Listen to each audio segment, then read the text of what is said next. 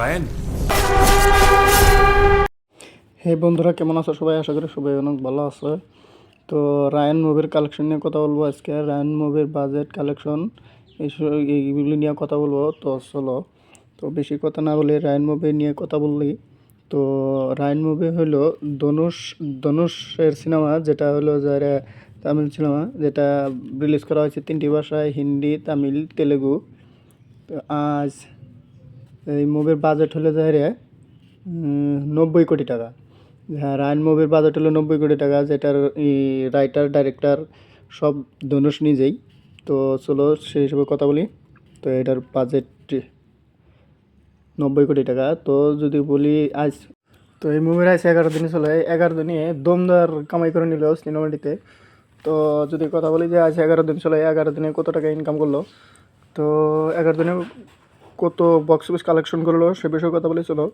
তো আজ 11 দিন চলে, 11 দিনে ইন্ডিয়া নেট কালেকশন করতেছে 3,10,00,000 টাকা। তো যেখানে ইন্ডিয়া নেট কালেকশন করতেছে 3,10,00,000 টাকা, তারপরে 11 দিনে অল ইন্ডিয়া নেট কালেকশন করতেছে 84,80,00,000 টাকা। হ্যাঁ, অল ইন্ডিয়া গ্রোস কালেকশন করতেছে 101,32,00,000 টাকা।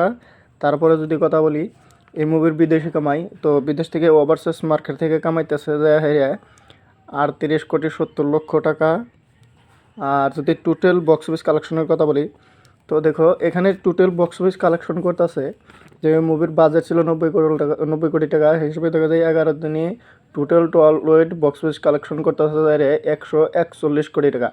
হ্যাঁ, প্রায় 141 কোটি টাকা ইনকাম করছে। তো যেখানে দেখা যায় এই মুভির বাজেট মাত্র 90 কোটি টাকা, তো সেখানে দেখা যায় এই মুভি তো 141 কোটি টাকা প্রায় ইনকাম করে। প্রায় 141 কোটি টাকা ইনকাম করে এই মুভি। মার্কেটে সুপার হিট হয়ে গেছে।